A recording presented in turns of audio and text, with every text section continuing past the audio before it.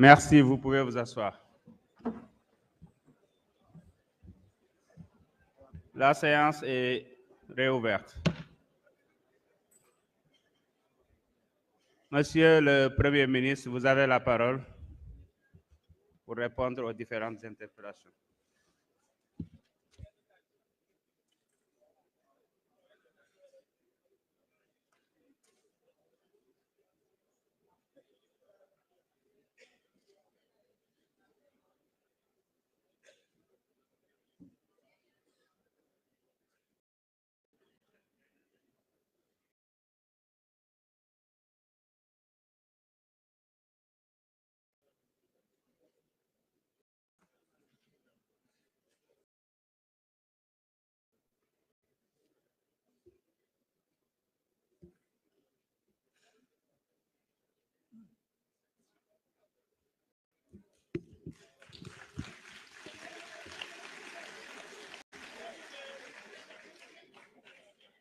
Monsieur le Président de l'Assemblée nationale,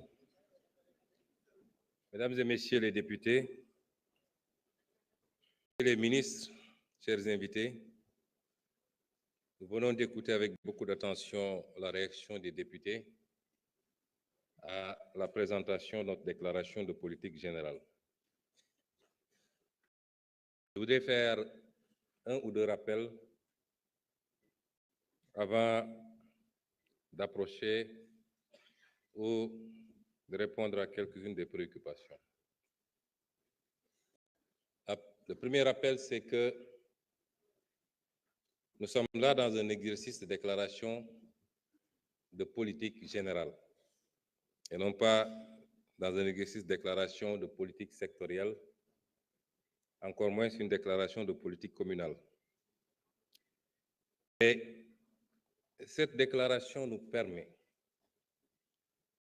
d'indexer et de traiter de manière générale des orientations, des options du gouvernement sur les déclinaisons des différentes politiques publiques. Définir les politiques publiques nous permet de mieux asseoir l'action publique. On a beaucoup parlé d'action publique ici, mais la présente déclaration de politique générale nous permet juste de discuter avec les députés des grandes orientations et des grandes options des politiques publiques dans tous les domaines. L'énergie, l'agriculture, la santé, les infrastructures, la justice, les institutions et j'en passe. Beaucoup de députés ont indexé ces questions et dans le sens attendu dans un exercice de ce genre. La deuxième chose, c'est un constat. C'est que aucun député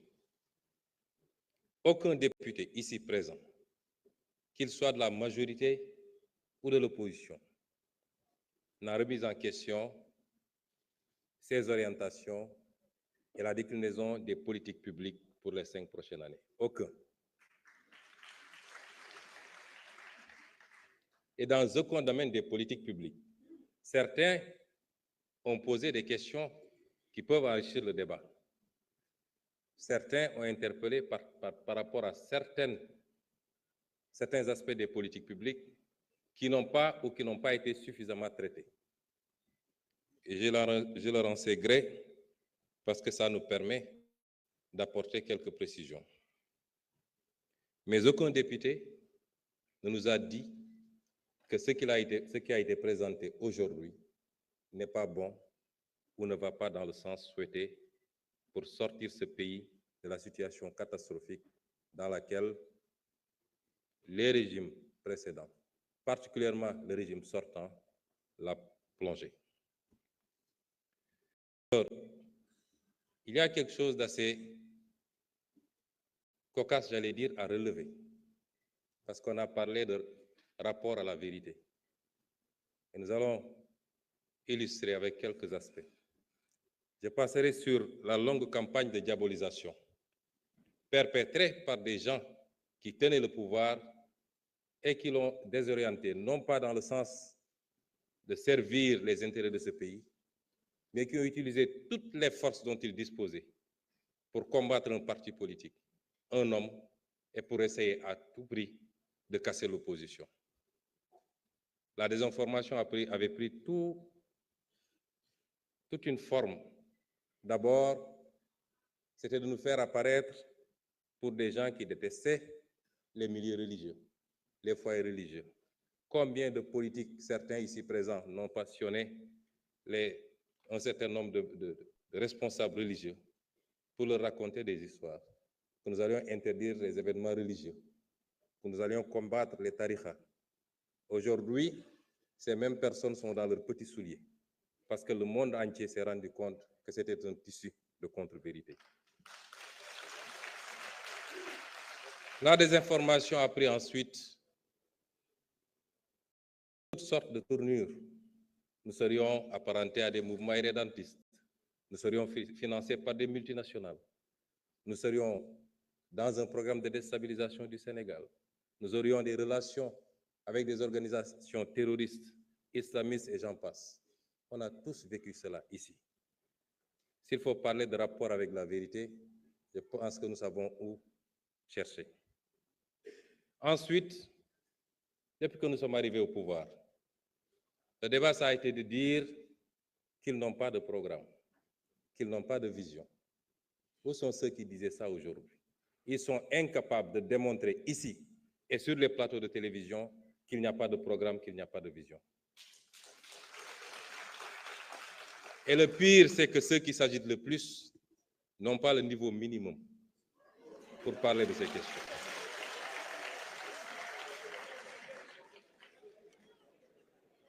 Et ensuite,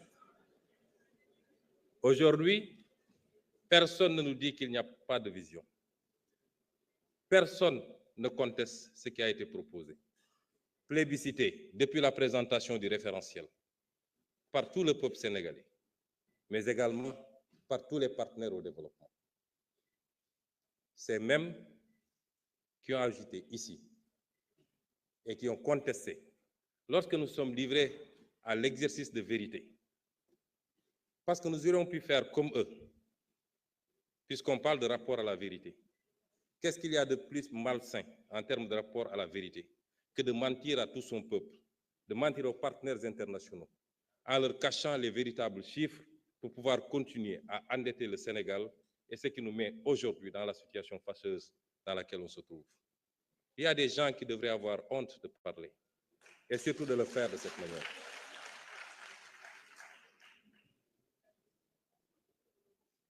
Personne aujourd'hui, à part un seul intervenant, et l'histoire, vous savez, je crois que chacun d'entre nous doit éviter de se faire prendre la main dans le sac en plein jour.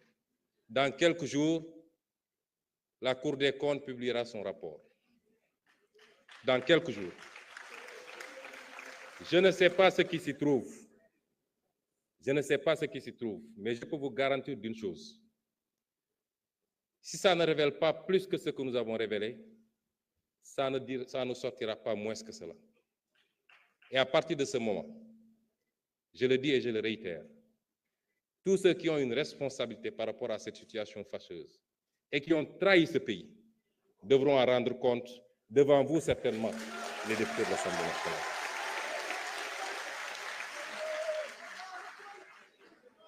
Je voudrais que certains comprennent qu'une certaine forme de politique est révolue dans ce pays. La politique, désormais, c'est de parler en connaissance de cause, de parler de ce qu'on connaît, de donner des faits et des chiffres précis. Ici, sur cette tribune de l'Assemblée nationale, il y a 5 ans de cela, lors d'une déclaration de politique générale, si ma mémoire est bonne, ou alors lors du passage du ministre des Finances, j'avais fait et chiffres à l'appui démontrer la situation catastrophique dans laquelle on était en train de plonger le pays. J'avais terminé par annoncer que le Sénégal allait souffrir. L'histoire ne m'a-t-elle pas donné raison? Ici, sur cette tribune de l'Assemblée nationale. C'est vous dire que ce qui s'est passé le 24 mars n'était pas la fin d'une histoire. Ce n'en est que le début. Et tout homme politique qui ne pourra pas suivre ce rythme est voué aux gémonies et doit mettre un trait sur sa carrière politique. Le pays va changer et il va changer au forceps.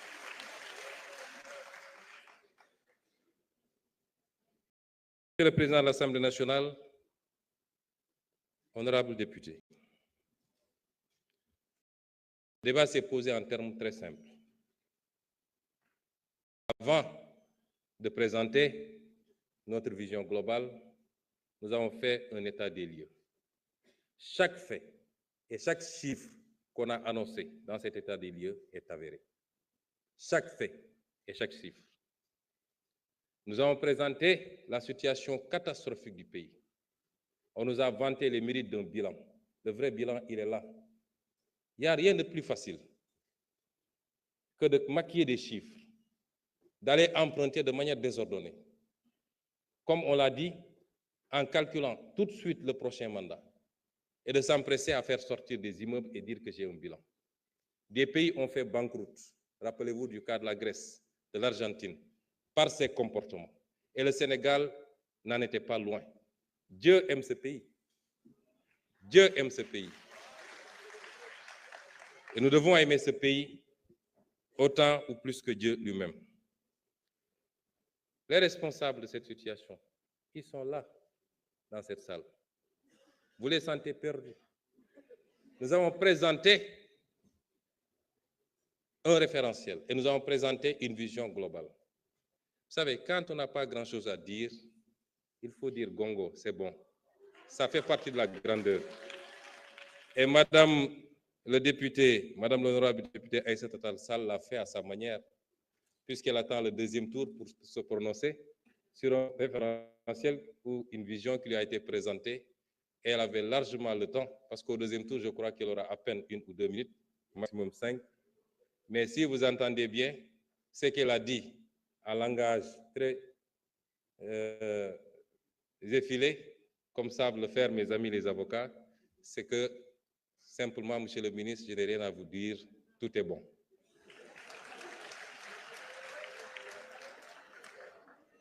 Madame le ministre, Madame le député, cher honorable député, j'espère que le lapsus que vous avez fait n'était pas très révélateur, parce que vous avez parlé de... Je n'ai pas voulu le terme juridique qui a été utilisé, que je n'ai pas voulu déférer ou quelque chose comme ça, comparaître devant l'Assemblée nationale. J'espère que vous ne rêvez pas encore de me juger. Mais je n'ai jamais eu de problème à répondre à l'Assemblée nationale. Je n'ai peur d'aucun député. J'ai été député ici à l'Assemblée nationale, où vous étiez 127 et j'étais seul. Et le peuple sénégalais peut témoigner que ces 5 années de députation, n'ont pas été en faveur de vos 127. Comment pourrais-je avoir peur de me présenter devant vous? Ce qui s'est passé, c'est qu'on a eu une assemblée qui a eu une attitude, une